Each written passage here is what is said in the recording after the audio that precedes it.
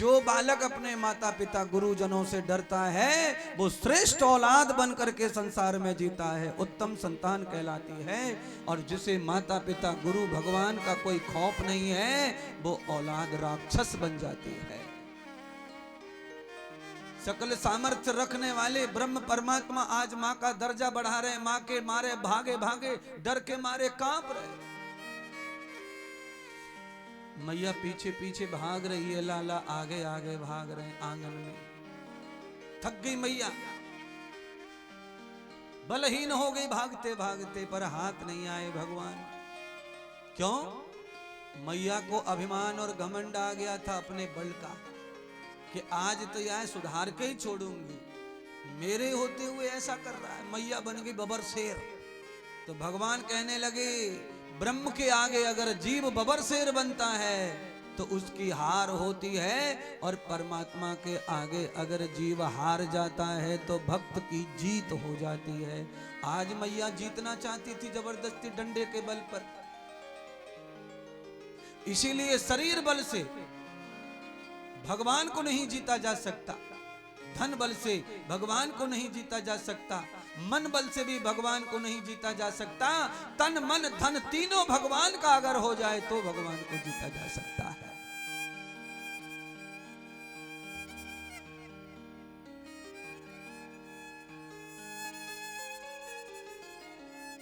अंत में मैया फूकने लगी, सांस फूक रही है, भगवान से कहने लगी अरे कान्हा रुक जा, तेरी मैया की सब शक्ति खत्म हो गई भागते भागते, अब तो हाथ आ जा कान्हा। तो भगवान मैया की शक्ति खत्म हो गई, सुना कि मैया गरीब हो गई बल से, तो भगवान पीछे लौट आए और मैया के हाथ में स्वयं आ गए। ले मैया पकड़ ले। यशोदा ने लाला का बाह पकड़ ली। अब बाह हाथ में आई तो मैया को लगा तो आज तो कब्जे में आ गया, आज ना छोड़ूंगी। तो ले गई खींच के। दही चलाने वाला उखल खड़ा था, उसी से मैया आटा वाट अनाज बनाज भी साफ करती थी। लाला को बांध दिया लकड़ी के उखल से। अब रस्सी लाके हाथ पैर बांधना चाहे, रस्सी लावे हाथ पैर लपेटे, रस्सी छोटी पड़ जाए, और रस्सी लावे लपेटे फिर छोटी पड़ जाए। पूरा दिन हो गया मैया को रस्सी से लपेट लपेट के रस्सी का पहाड़ बन गया, पर भगवान बंधन में नहीं बंध रहे मैया। अंत में भगवान कह रहे मैया धन के बंधन में नहीं बनता मैं। तो मैया ने कहा अरे कान्हा तू छोटा सा होके कितना बड़ा हो गया, तू बंध नहीं पा रहा, सारी गौशाला की रस्सियां समाप्त हो गई, अब तो तेरी मैया पे कुछ ना बचा है, तू जानता है। तो भगवान को लगा कि सच कह रही है मैया, अब एक भी रस्सी नहीं है मैया के पास, मैया गरीब हो गई, तो चलो बन जाओ। तो भगवान ने अपना पेट अंदर कर लिया और फट से बंध गए।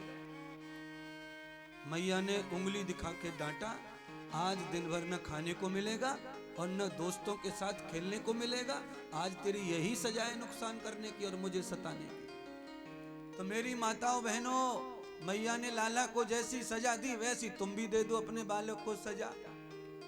पर ये माता बहनें कैसी हैं, इनमें से आधी तो ऐसी पागल टाइप हैं कि अगर बालक ने कछु उदम कर दियो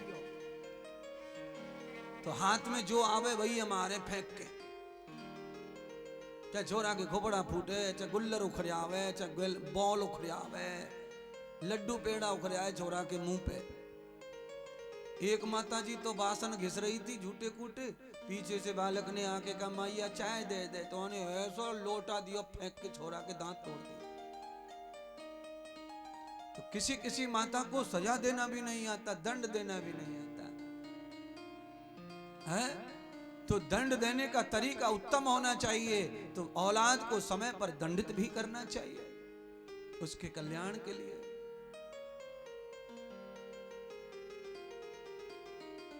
पूरा दिन भगवान को अकेले हो गया, मित्रों के बगैर बिना खेले। शाम के 5 बजे खेलने का टाइम हुआ। आप सब जानते होंगे पुराने जमाने में 20-30 साल पहले शाम के समय खेलने जाया करते थे बच्चे लोग। पहले खेलने का टाइम फिक्स था हर बच्चे का, शाम को 4 बजे के बाद स्कूल की छुट्टी हो करके फिर सब गांव के बच्चे स्कूलों में जाया करते थे ग्राउंड पे। अब तो वो जमाने लद गए, वो समय चले गए, अब कोई खेलने जाता ना कोई खेलता। अब सब अपने अपने में मस्त हैं, अकेले अकेले बैठे अपने अपने घर पे दरवाजे पे कुर्सी डालकर मोबाइल में थोपड़ो घुसेड़ रखो। मुर्गा बने बैठे रहते हैं कुर्सी पे, मोबाइल लगा के नाक और आंखन के बीच में, और उसी पे उंगली टेकते रहते हैं दिन भर, टप टप टप टप टप टप टप। बेटा क्या कर रहा है? तो कहा गेम खेल लो। बताओ ऐसा कौन सा गेम है? ये काय का गेम है? मारा है सब बुद्धि खराब कर रहा है। अरे गेम खेलने से शरीर बनता है, बॉडी बनती है, पसीना निकलता है, रिष्ट पुष्ट होता है, खून पचता है, पतला खून होता है, नालियां साफ होती हैं, हड्डियों में जान आती है। मोबाइल में गेम खेल के सब शरीर सुकड़ जाएगा, जाम पड़ जाएगा। गेम मोबाइल में नहीं, गेम ग्राउंड में जाकर खेल, और कुछ भी ना खेल तो दौड़ के आ। दौड़ने के नाम मत लो गुरुजी। कभी कभी भैंस के गाय के पीछे दौड़ना पड़े तो 61-62 करें सांसें।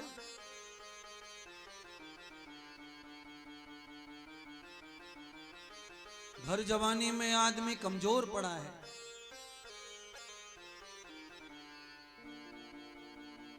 बाल गोपाल काना काना काना काना काना काना। काना ने आवाज लगाई, हो माधव, मैया ने बांध दियो, आज नहीं आऊंगा खेलवे। तुम्हारे संग में जाने के लिए मेरी मैया ना बोले। भगवान तो बालक तो थे ही, बालक सच्चा होता है, सच बोल दिया कि मेरी मैया ने ना बोल दी तुम्हारे साथ खेलने के लिए।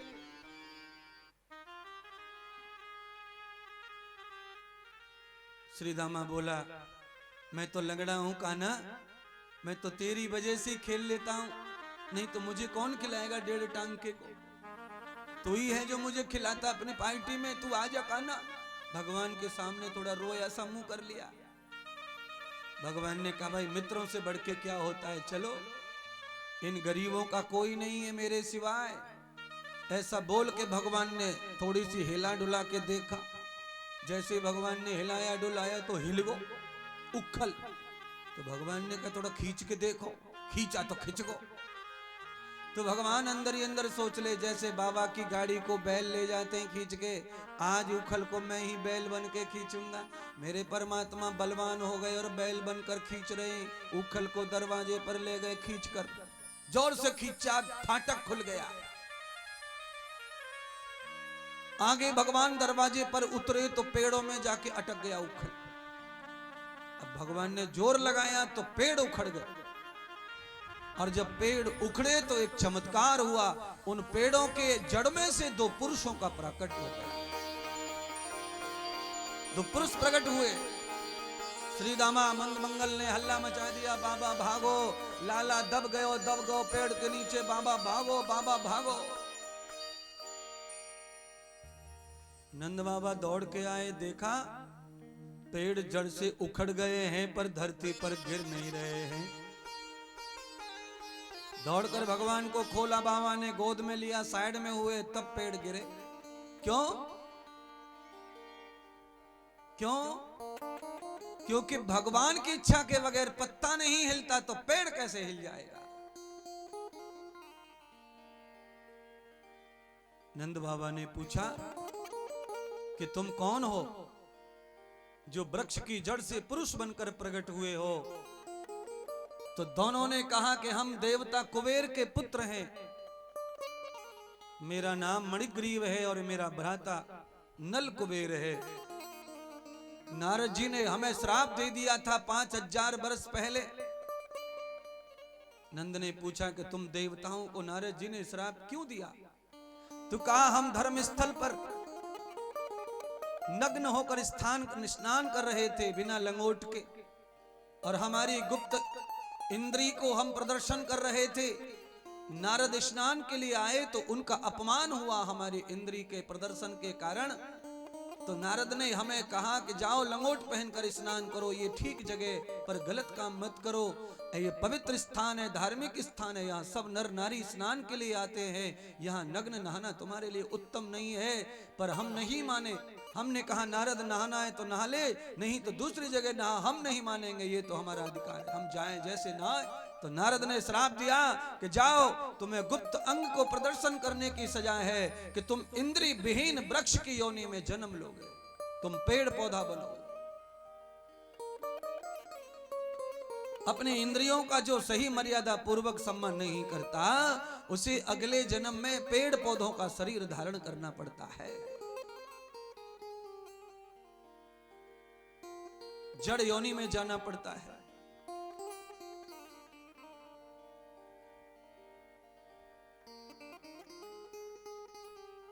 तब नारद जी से रो करके हमने चरणों में माफी मांगी।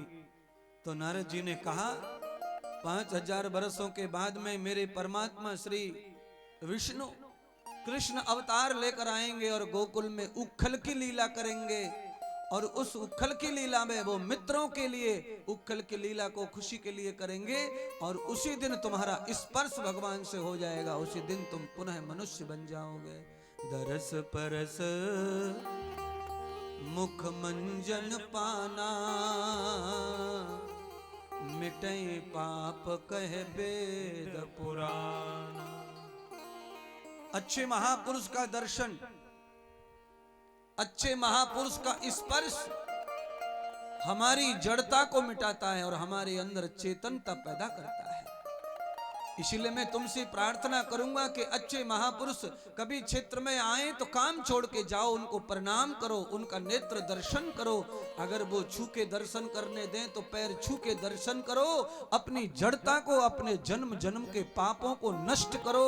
संत महात्मा प्रभु का दर्शन इतना लाभकारी होता है। भगवान के स्पर्श मात्र से कुबेर के पुत्रों का संपूर्ण दोष नष्ट हो गया और वो कृतार्थ हो गए। आज भगवान अपने मित्रों के साथ में क्रीड़ा करने के लिए यमुना के तट चले गए।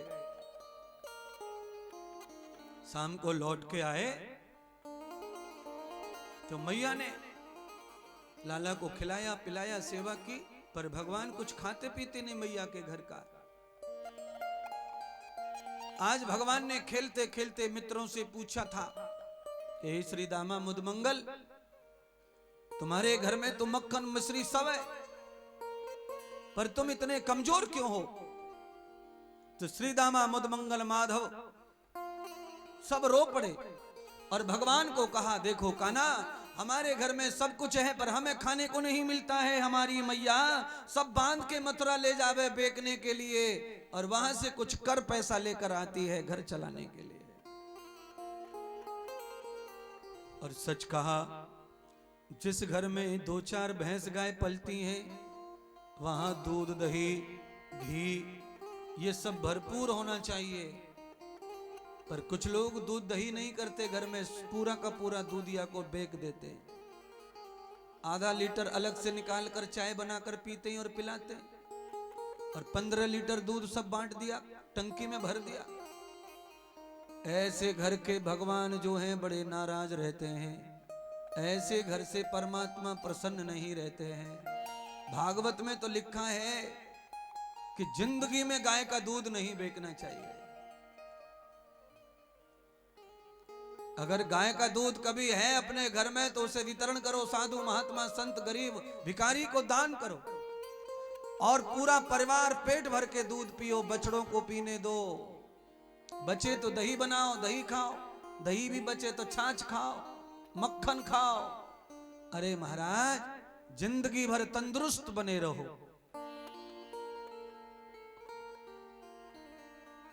जो बेच रहे हैं वो संभर जाओ। गलती हो जाती है, कोई बात नहीं है, ज्यादा है उपयोग से दूध ज्यादा है तो गरीब गुर्रों में थोड़ा बांट दो, और गरीबों से चिढ़े तो साधु महात्माओं को बांट दो। साधु महात्मा भी खाने को दौड़ रहे हैं तो खुद ही कुआं में कूद के मर जाओ।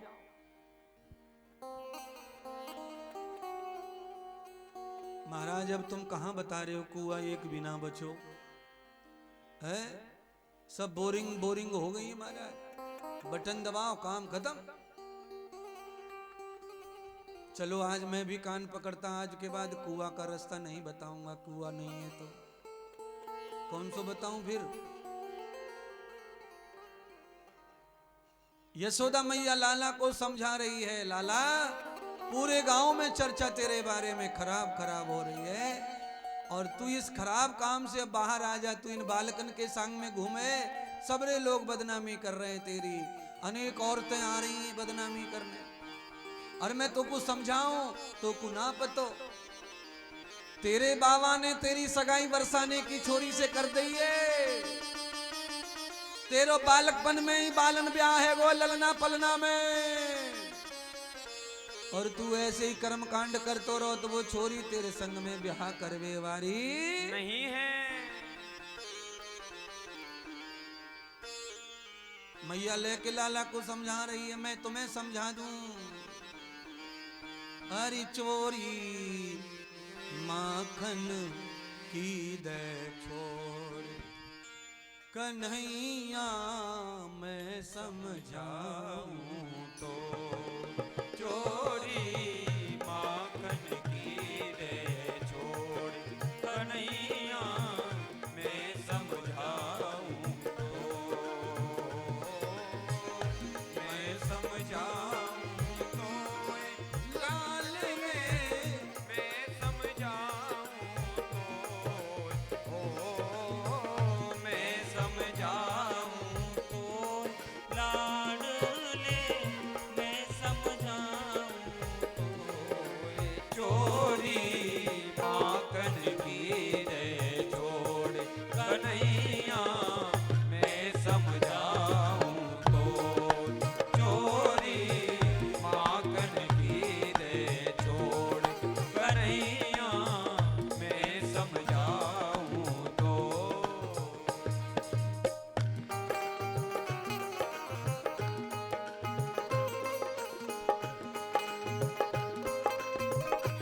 श्री हरि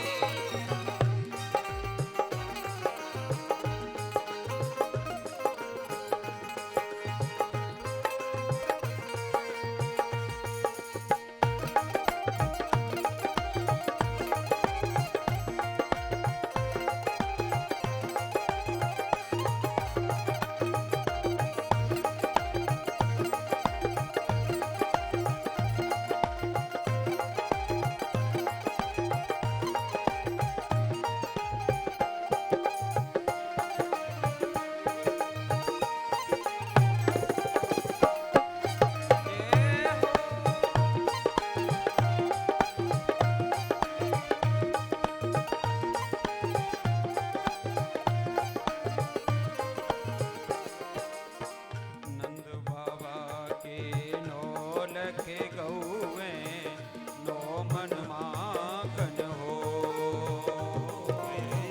नंद बाबा के नौल के गौए नो मन माखन हो,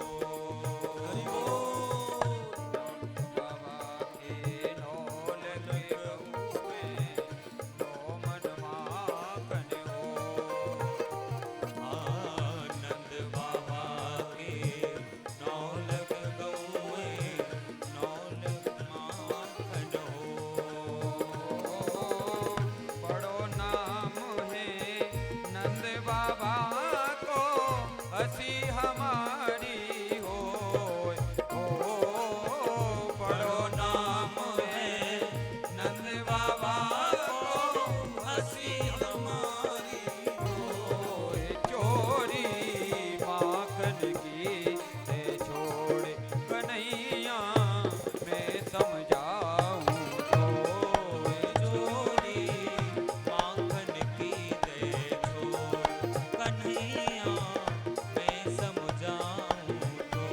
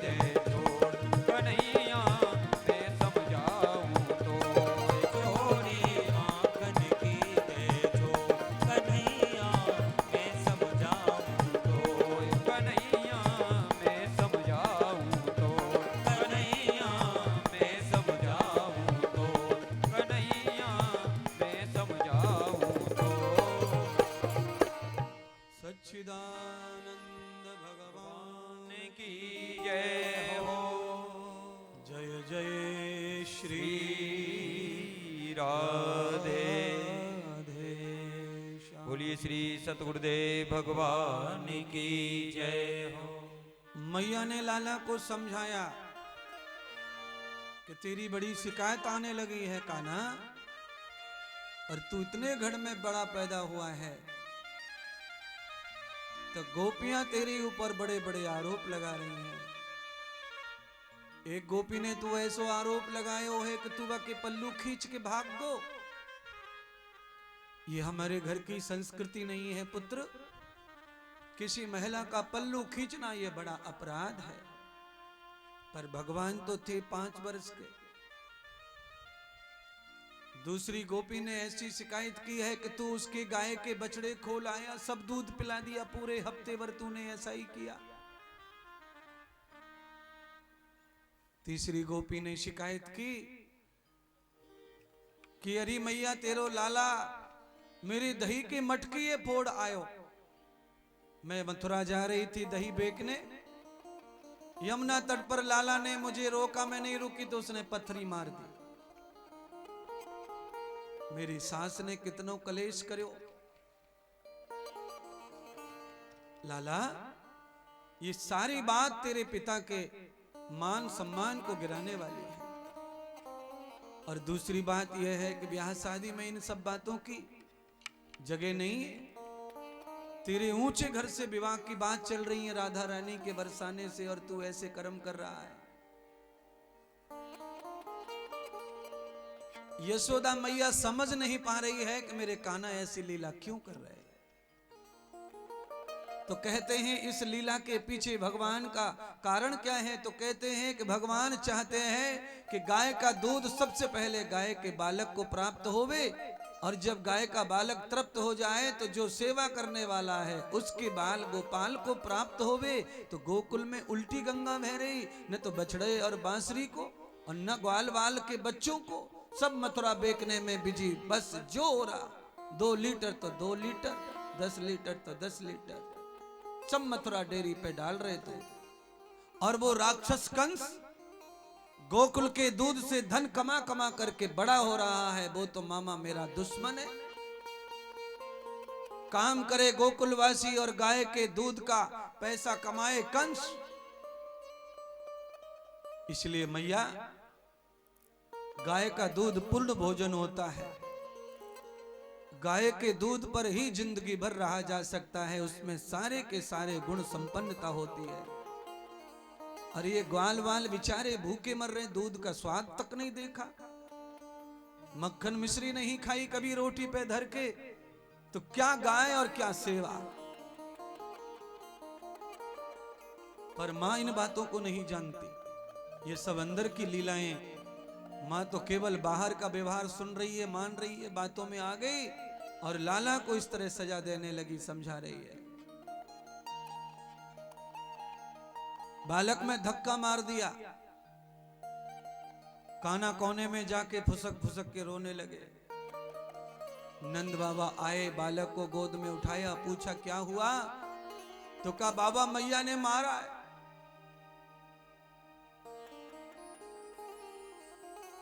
गोद में उठा लिया। हम दर्द करने लगे नंद बाबा कान्हा की, और यशोदा मैया को डांटा।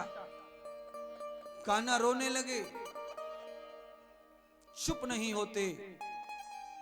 तब नंद ने पूछा हे बालक, अरे कान्हा लाला क्या लेगा चुप होने का। तो भगवान कहते हैं बाबा मुझे कुछ नहीं चाहिए, अगर मुझे खुश देखना चाहते हो तो आज मुझे गायों की सेवा के लिए अपने ग्वाल वालों के साथ में भेज दो।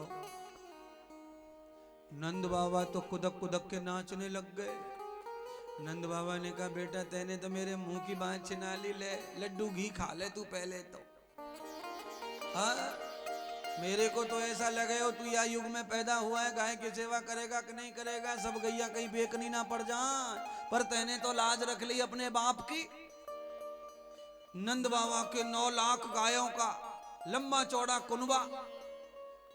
आए नंद बाबा को कन्हैया जी ने कहा बाबा मैं तो गैया की सेवा करने जाऊंगा। नंद बाबा ने कहा कि बाप की काम को, बाप की संपत्ति को बढ़ाने के लिए ऐसा ही आज्ञाकारी पुत्र चाहिए। जब घर का ही इतना सेवा है तो बाहर जाके नौकरी चाकरी क्यों करना।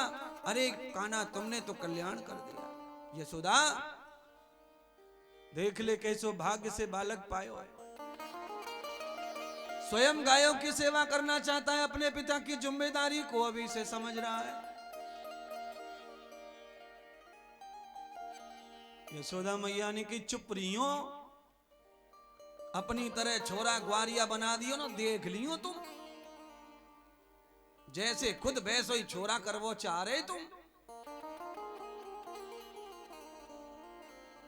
भगवान जोर जोर से थोड़े रोने लग गए। अब भगवान के रोने को खुशी में बदलना है तो काम तो करना पड़ेगा। कैसे चुप होगा, गैयन के पीछे भेज दे तब चुप होगा। जाओ जी लाला को बढ़िया बढ़िया वस्त्र लेके आओ। नंद बाबा दौड़ के बाजार में गए, पीली धोती, पीला पीतांबर और पीली पगड़ी लेके आए। सिर के ऊपर मोटी पगड़ी बांधी, धूप न लगे। पीले वस्त्र से संपूर्ण अंग ढक दिया। यशोदा मैया ने लाला के वेशभूषा को देखा, दौड़ के गई, हाय राम मेरा छोरा कितना सुंदर दिखे। पगड़ी पहन के, पीतंबर डाल के, रोटी सेकने को तयो धर्यो आंगन में, बई पैसे उंगलियां लपेट लाई कारों चे, और लाला के माथे पे बड़ा सा टिपका लगा दिया। हाथ में काठी पकड़ाई, कृष्ण गोपाल बन गए। यशोदा मन ही मन संकोच करने लगी, हे विधाता मेरा बालक तो देखो गैया चराने के लिए ग्वाला बना है, तू कितना सुंदर दिखता है। पीछे से हाथों की उंगलियां चटका चटका कर नजर उतारने लगी, लाला की बलैयां उतारने लगी।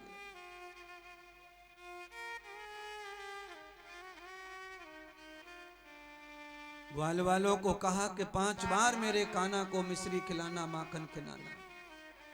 वो मांगता नहीं है, बिन मांगे 5 बार पूछना भोग के लिए, और धूप ना लगने देना कान्हा को, वृक्ष के नीचे बिठा के रखना, और शाम को ही कान्हा वापस आ जाना, वहां ज्यादा जंगल में नहीं रहना गायों के साथ।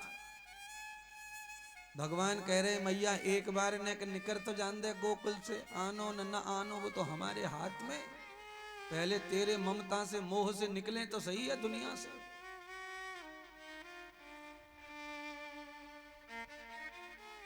जैसे ही भगवान निकले, गैयन के बीच में गए भगवान, तो यशोदा मैया महाराज कैसी रमण रमण करके नजर उतार रही है। यशोदा मैया से रहा नहीं गया। त्रिविधौरवर संत मूल बंधौ,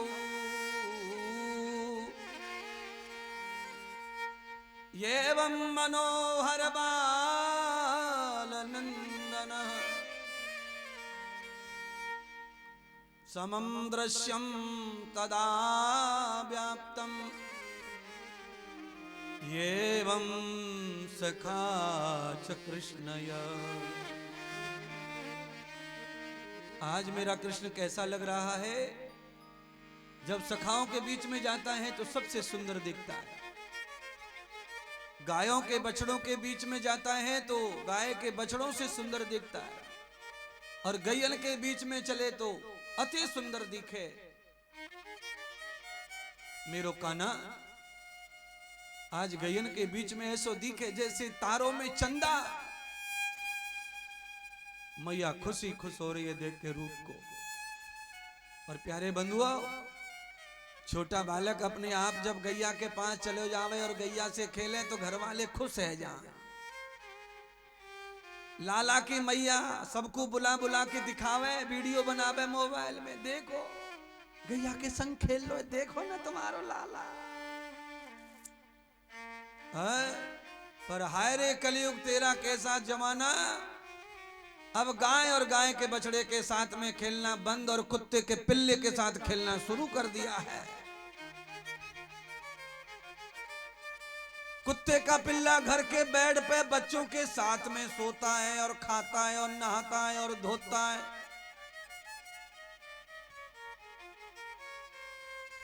जिस गाय के बछड़े को शिवजी अपने दरवाजे पर बिठा के रखे हैं, उस गाय के बछड़े को तो बच्चे को छूने ना देते। अच्छा बेटी उधर मत जाओ, उधर गाय का बच्चा है, गंदा कर देगा। गंदा हो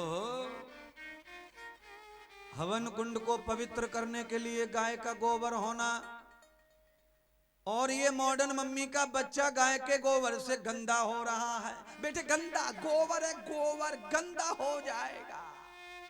अच्छा कुत्ता के गोबर से क्या पवित्र हो जाएगा जो बेड पर पुचकारी मार रहा है? टांग उठा करके सीधा तकिया पे स्नान करा रहा है। और मम्मी आई, मम्मी आकर के टीमू को क्या कह रही है, कुत्ते के पिल्ले को, नालायक इधर बाथरूम कर दिया। अच्छा गैया का बाथरूम लाभ जल्दी से पवित्र कर बेड को।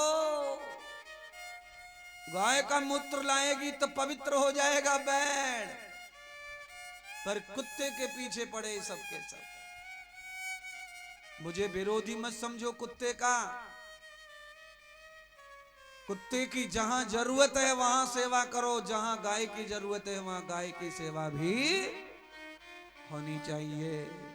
कुत्ते से प्यार करो, तुम्हारी भाषा समझता है, तुम्हारी सेवा समझता है, बदले में चुकाना चाहता है, चुकाता है, वफादार होता है। पालो पोसो, पर कुत्ते के शरीर में जो विषाणु और जीवाणु होते हैं वो अच्छा खिलाने से दूर नहीं होते। कुत्ते का चाटना, कुत्ते का काटना दोनों बराबर ही दुखदाई हैं। कुत्ते के चाटने से बीमारी फैलती है, कुत्ते के काटने से जहर फैलता है, और गाय के चाटने से बीमारी गायब।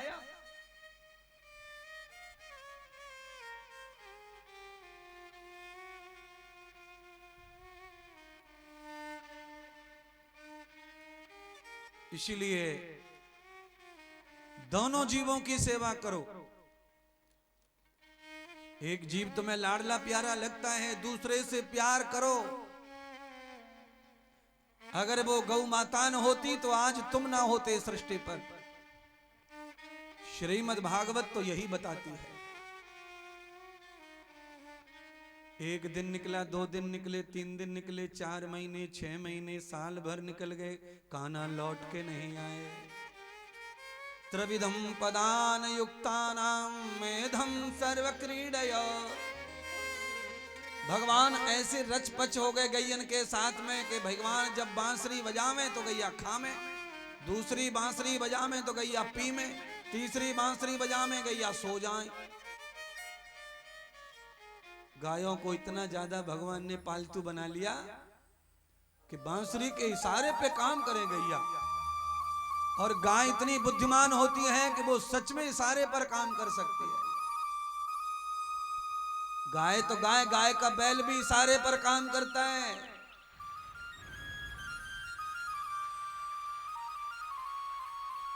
बैलगाड़ी में जोल दो बैल को सिखा करके, और बीच हाथरस में से ले जाओ निकाल के बोरा भर के गाय के बैल।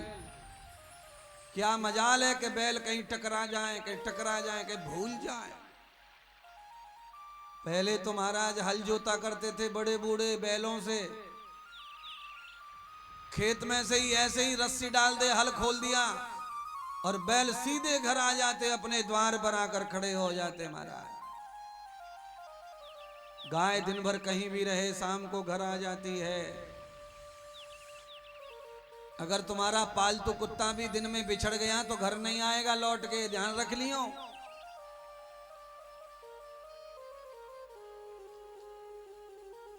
जैसे ही साथी संगी मिलेंगे वो तुम्हें भूल जाएगा और कुत्तों के साथ में ही मिल जाएगा, क्योंकि जाति उसकी कुत्ता है। गाय अगर पालतू है तो 1000 गायों में दिन भर रहेगी, पर शाम को अपने आप अपने स्वामी के पास आ जाएगी, मालिक के पास आ जाएगी। वफादार कुत्ता होता है, उससे 1000 गुना वफादार गैया होती है।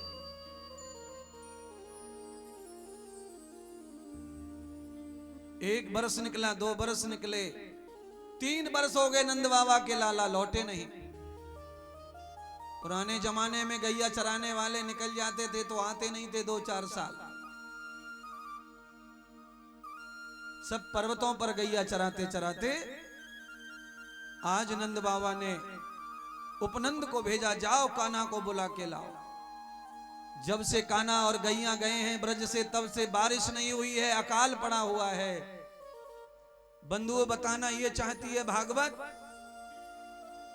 गाय रहेगी तो गाय का घी और दूध और गोबर होगा, गोबर होगा तो कंडे गौरी होंगी, और ये सब होगा तो कभी कभी हवन होगा, यज्ञ होगा, यज्ञ हवन होगा तो समय पर बारिश होगी, बारिश होगी तो समय पर अकाल दुकाल नहीं पड़ेंगे। अब फरवरी में बारिश हो रही है और जुलाई अगस्त सूखो, सब उल्टी गंगा बह रही है, देवता भी उल्टे पुल्टे कर दिए तुम्हारी वजह से। क्यों? पहले हवन के धुआं उड़ते थे, अब बीड़ी के धुआं उड़ रहे हैं, सिगरेट का फुक्का चल रहा है। पहले लोग थाली में सिरा सिरा के दूध पीते, बाजरे की रोटी रबड़ के खा जाते, अब लोग बिस्की पी रहे हैं महाराज, बोतल खोल के कांच से कांच टकरा रहे हैं। 5 महीने वर्षा होती थी जब मैं छोटा था बचपन में, इतनी वर्षा कि महीनों पानी सूखना था, खेतों में से भरा ही रहता, कमर कर पानी में से घास फूस काट के लाते बड़े बूढ़े। कहां बदल गई दुनिया, कहां चली गई। अब पानी की बरसात देखने के लिए आदमी तरस रहा है। अब तो भूल से वर्षा हो जाए ना तो लोग मोबाइल में वीडियो बना लेते हैं, अगली साल देखेंगे जाए, पड़े न पड़े का भरोसा। क्यों? हर घर पे मोटरसाइकिल खड़ी है पर गैया कहीं दिख नहीं रही है, 2-4 दरवाजे पे गैया बची है, सब धुआं फेंकने वाली गाड़ियां आ रही हैं सुविधा के लिए।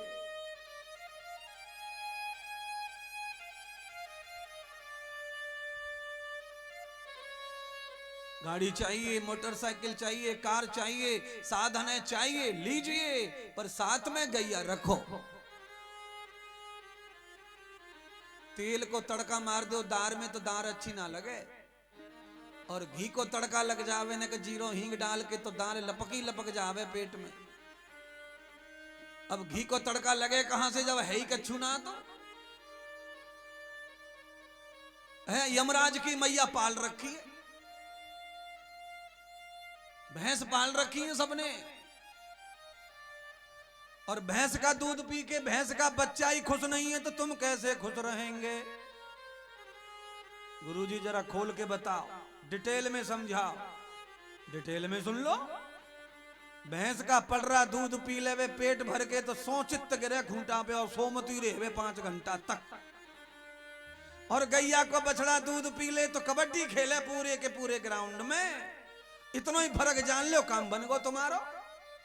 भैंस को खाएंगे घी, भैंस को पिएंगे दूध, तो तुम भी कुंभकर्ण की तरह सोएंगे, और गैया का घी खाएंगे, गैया का दूध पिएंगे तो बुद्धि एकदम लपालप काम करेगी, गाल चमकेंगे। ये सब भैंस का दूध है जो झमाई सी दे रहो तुम्हें। गैया को दूधो व्यास पीठ पे जो चटक मटक दे रहो, तो क्या करना?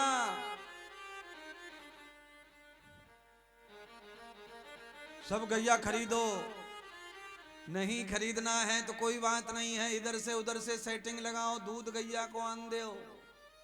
ये मेरी तरफ से नहीं है, मैं तो मुफ्त में मेहनत कर रहा हूं, ये तो मेरे गोविंद बता रहे हैं, मेरे कृष्ण कह रहे हैं बाबा